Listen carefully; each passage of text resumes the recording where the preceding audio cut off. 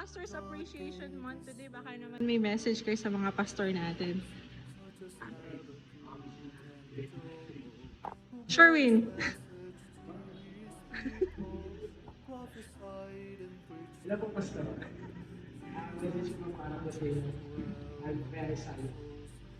55 verse 4. Behold, I have given you for a witness to the people, a leader and commanders to the people.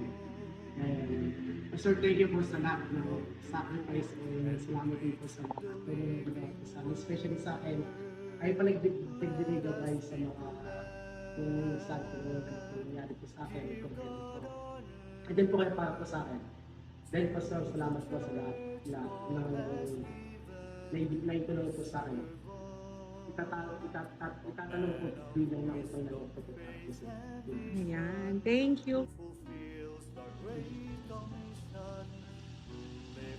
First Timothy 5:17, and I will give you, Pastor, according to my heart, which shall feed you with knowledge and understanding. Happy Pastor Appreciation Month, Pastor, Pastor Cesar and Pastor Noel. Also, Tita Cathy and Tita Myra, thank you po sa walang sawang paggabay po sa amin, pagpapaalala, pag-advise sa pagsunod sa Panginoon po. Thank you po and God bless you. Magandang hapon po, Pastor Cesar at Pastor Noel. Gabi na po ngayon, pero pag pinanood niyo po ito, hapon po siya. So magandang hapon po. And happy Pastors Appreciation Month. Unang-una po, nagpapasalamat po ako sa tulong ng dalawa po sa akin, lalo na po sa worship service, sa mga naging events natin like sa devotions, and sa mga youth fellowships po natin. Dahil po doon na pakain po ang aking kaluluwa bilang Kristiyano at napalaki po ako na napapalapit po ako sa Diyos. At mas marami po natunan sa inyong dalawa po about sa Biblia, sa mga pagtuturo ng Panginoon, sa mga biyaya ng Panginoon, tapos sa salvation po namin. At kay Tita Myra naman po at kay Tita Cathy, maraming salamat din po sa mga tulong nyo. Lalo na po sa mga hinahanda niyo po sa aming pagkain after ng worship service po. Talaga pong proud po kami sa inyo lahat sa mga tulong po na binibigay niyo sa amin lahat po. And para naman po sa aking message po sa inyo, ang pinili ko pong verse ay sa 2 Thessalonians chapter 3 verse 16 po. Ang nakalagay po dito, now the Lord of peace himself give you peace always by all means. The Lord be with you all. Yun lang po. Thank you po. Pastor, happy Pastor Appreciation Month po. Thank you po dahil po hindi po dahil sa inyo, hindi po makakilala sa po yun. Thank you po dahil na-share niyo po ako ng salvation, and thank you po sa mga turo na pinapangaral niyo po sa aming linggo. And may message na lang po sa inyo. Nakuha ko po sa 1 Corinthians chapter 9 verse 14. Ang sabi po dito, gayon din naman pinag-utos ng Panginoon na ang mga nagsipangaral ng Ebanghelyo ay dapat mga buhay sa pamamagitan ng Ebanghelyo. Thank you po, Pastor, sa buhay po na binigay po sa inyo ng Panginoon na pinili niyo po na maglingkod sa Panginoon. And thank you po sa mga knowledge and wisdom po na ibinibigay niyo po sa amin, pinapangaral niyo po na galing sa Biblia. And thank you din po kila Ate Cathy and Ate Myra na linggo-linggo po nag-prepare ng food para po sa amin. And thank you din po sa sarap na pagkain na ibinibigay niyo po sa amin. Yun lang po. Thank you po. God bless. Happy Pastors Appreciation Month, Pastor Noel and Pastor Cesar.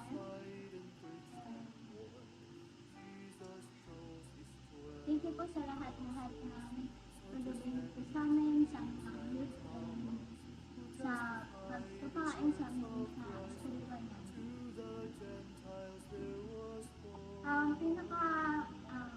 Naalala ko po yung verse kapag naalala ko po ba yung mga pastors and syempre yung mga pastor's wife. In Proverbs 22:6, train up a child in the way he should go, and when he is old, he will not depart from it. Syempre, bilang mga pastors, syempre si Pastor Noel, papa ko, pero siya yung nag-train sa akin na church from Sunday to Wednesday. As in, pinupush niya ako kaya na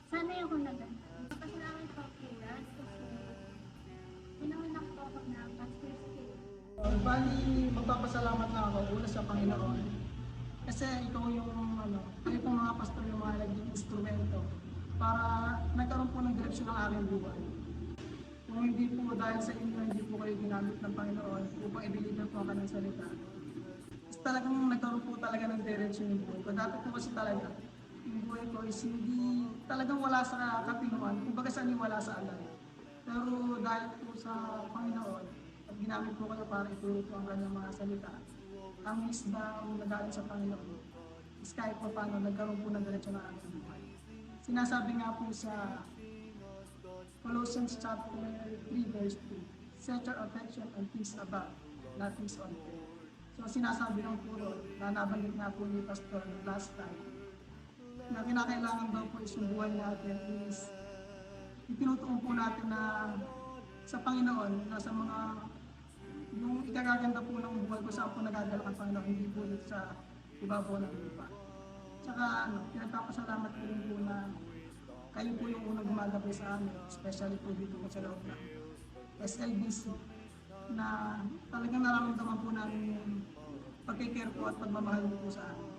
Nagpapasalamat po kami kasi po, unang-una po kahit po sa inyong mga wife, kila Ate Cathy, kila Pastor Cesar, na pinagdadali po kami kahit anong oras po.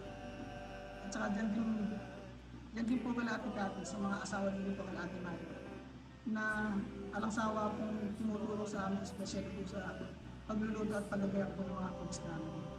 Na-appreciate po namin ang lahat ng mga bagay nito. At tatanayin po namin utang na loob. Hinihingin ko po sana na sana yung pare-parehas tayong magtagumpay sa kanya-kanyang hamon natin sa buhay at yung mga ating kalusog at is naging maayos po sana. Maraming salamat.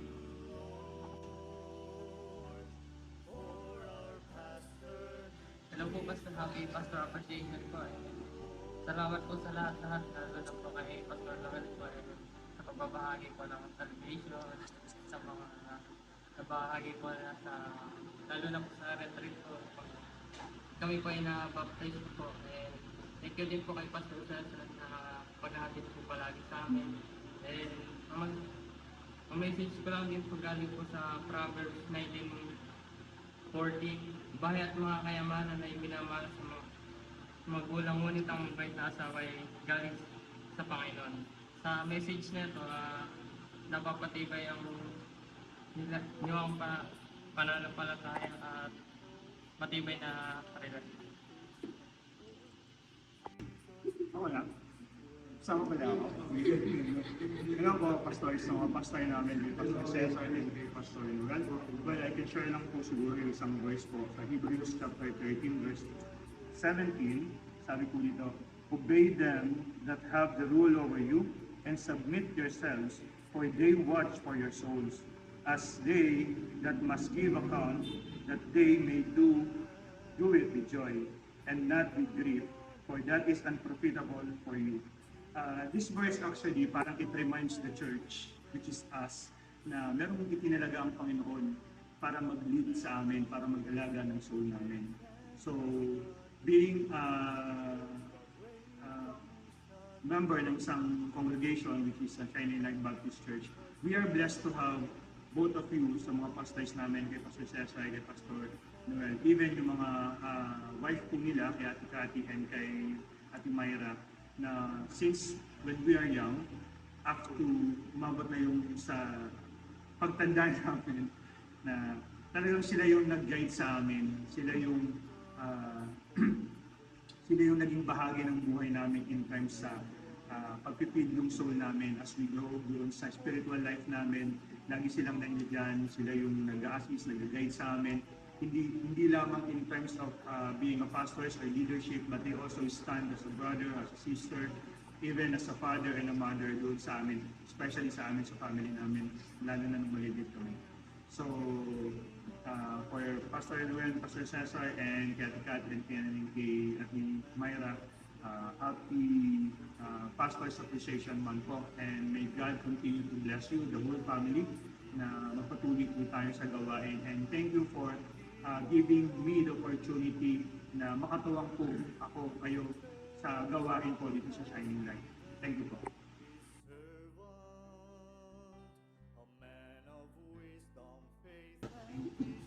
Hello po, Pastor. Sabay naman yung tawag. Hello po, Pastor. Good morning. Kailangan po. Salamat po sa mga pagkain. Magkakaroon talaga po. Ayun. Dapat ba lahat tayo ganun? Hello po, Pastor. Hello po, Pastor. Hello po, Pastor. Hello po, Pastor. Wala kayo. Ako ang original.